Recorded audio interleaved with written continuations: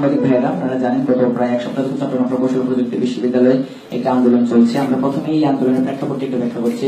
গত 29 মার্চ চট্টগ্রাম কাপ্তাই আঞ্চলিক মহাসড়কের বৈচাখালী নামক স্থানে সিএনজি অটোরিকশা এবং 3 চাকার লেগুনা দুর্ঘটনায় চুয়েটের স্থাপত্য বিভাগের পঞ্চম বর্ষের শিক্ষার্থী মোহাম্মদ মহিবুল ইসলাম সিয়াম মৃত্যুবরণ করেন। তারপর আমরা 8 দফা দাবিতে 31 মার্চ চট্টগ্রাম প্রেস ক্লাবে মানববন্ধন করি। এই 8 দফার দাবিটুকু আমরা এখন সবার উদ্দেশ্যে পাঠ করছি। আমাদের যে মূল 8 দফার দাবিটি ছিল, সেই 8 দফার দাবিগুলো হচ্ছে: 1, 24 ঘন্টার মধ্যে গাড়ি চালককে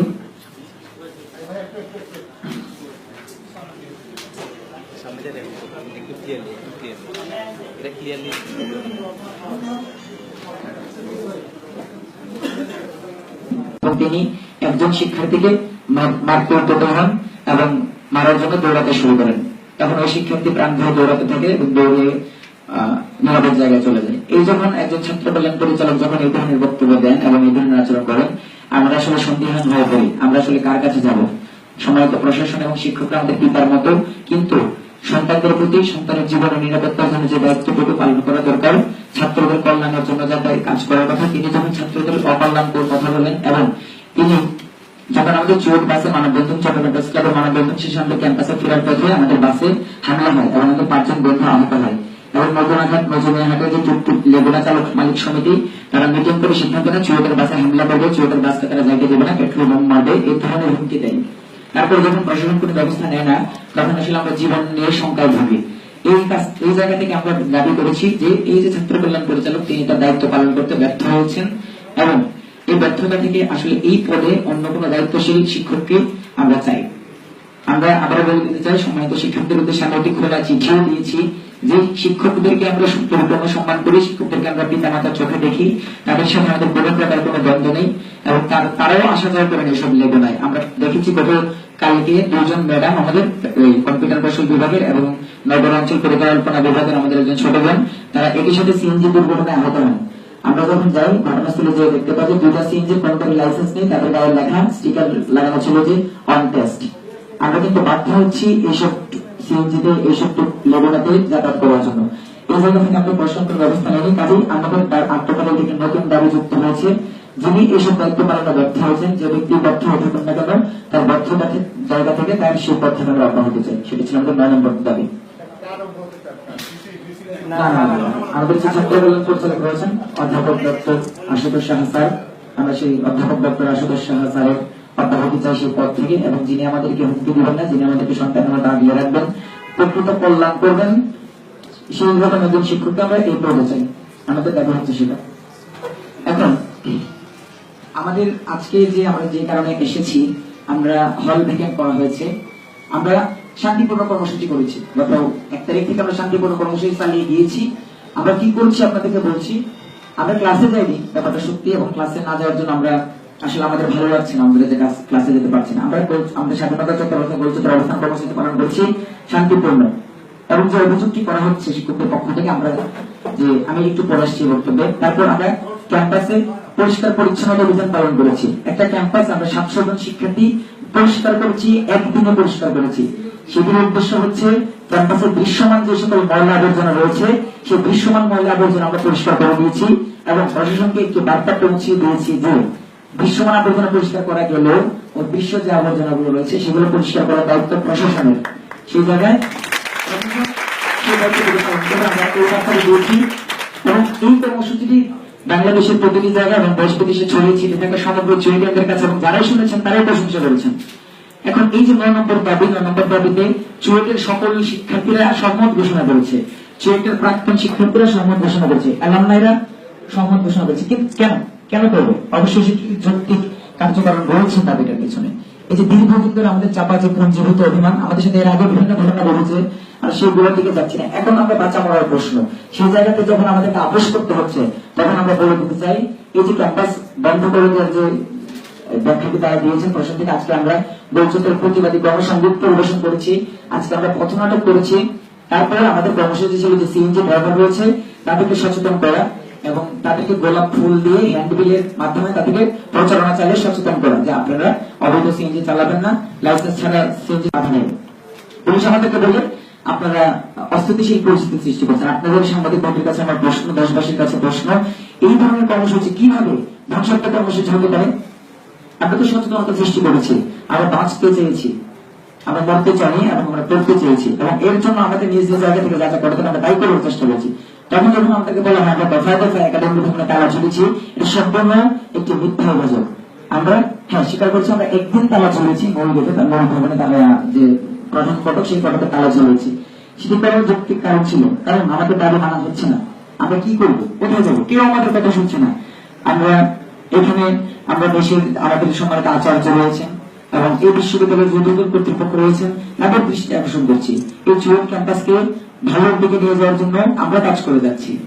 এলাকাবাসীর প্রতি আমাদের আহ্বান, এলাকাবাসীর কাজে আমরা সচেতনতা সৃষ্টির কাজটা আমরা করে দিচ্ছি। আমি এই সাংবাদিক সম্মেলনের মাধ্যমে আমাদের মাননীয় প্রধানমন্ত্রী, দেশনেত্রী, দেশরত্ন শেখ হাসিনার দৃষ্টি প্রার্থনা করছি। আপনি আমাদের মায়ের মতন বাংলাদেশকে ডিজিটাল বাংলাদেশে পরিণত করেছেন, আপনি কষ্ট করে যাচ্ছেন, এবং ডিজিটাল বাংলাদেশ তখনই সম্ভব যখন প্রকৌশল বিশ্ববিদ্যালয় এবং সমগ্র বিশ্ববিদ্যালয়গুলো ভালো থাকবে। বিশ্ববিদ্যালয় ভালো না থাকলে কোনো দেশ ভালো চলবে না। তারপর আমরা যে কথাটি বলছি, আজকের যে আমাদের কর্মসূচি ছিল, সেই কর্মসূচিতে যখন ধ্বংসাত্মক কথা বলার কথা হয়, আমরা কিন্তু প্রশাসনের যে হল বন্ধ করে দেওয়ার সিদ্ধান্ত, যেহেতু প্রশাসন সম্মানের জায়গায় রয়েছে, শিক্ষকরা সম্মানের জায়গায় রয়েছেন, আমরা সম্পূর্ণ সম্মান প্রদর্শন করছি। এই হল ভেঙের সিদ্ধান্ত আমরা মেনে নিতে বাধ্য হয়েছি, আমরা মেনে নিচ্ছি, আমরা সেটা কোনো আপত্তি করছি না। কিন্তু এর অর্থ এই নয় যে আন্দোলন থেমে গেল। আন্দোলনে আমরা সাময়িক একটি বিরতি দিয়েছি, প্রশাসন যে সময়টুকু চেয়েছিল আমরা তাদেরকে সেই সময়টুকু দিয়েছি। প্রশাসনকে আমরা অনেক সুযোগ দিয়েছিলাম, তারা সেই সুযোগটি হেলায় হারিয়েছেন, এবং ওনারা প্রমাণ করে দিয়েছেন যে ছাত্রদের আন্দোলন, যৌক্তিক আন্দোলন কিভাবে সামাল দিতে হয় সেটা সামাল দিতে প্রশাসন ব্যর্থ, এবং তারা ভূত হয়েছেন বলেই কোন কারণ ছাড়াই বন্ধ ঘোষণা করে তার মধ্যে দিয়ে জঘন্য কাজ তারা করেছে। আমরা কিন্তু ক্লাসে ফিরে যেতে চাই। এখন যদি বলে আমি তোমরা কালকে ক্লাসে ফিরে যাবো, ক্লাসে ফিরে যাবো, কিন্তু দেশবাসীর কাছে আমাদের অনুরোধ, আমাদের জীবনের নিরাপত্তাটুকু নিশ্চিত হচ্ছে কিনা আমাদেরকে সেই রোগটা দেখতে হবে।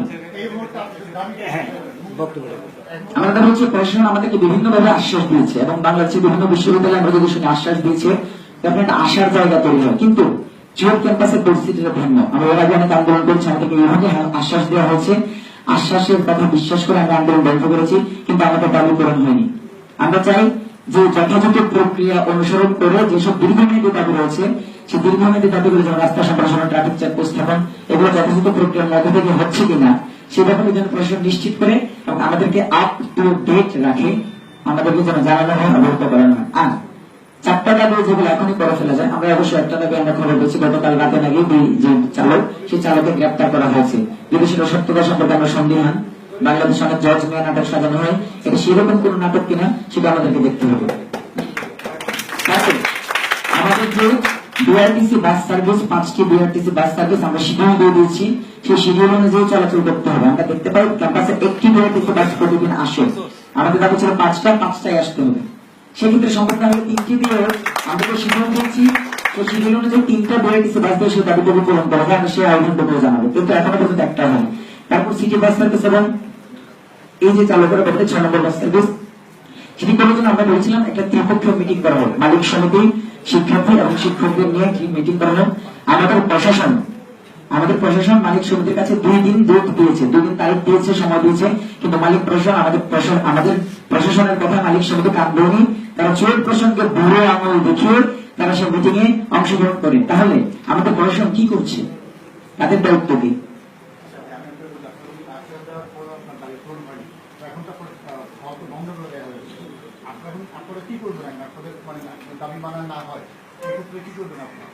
আমরা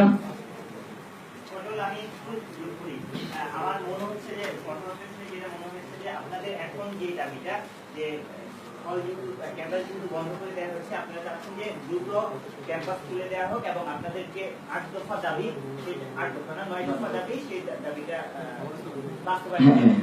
এই কথাটা একটু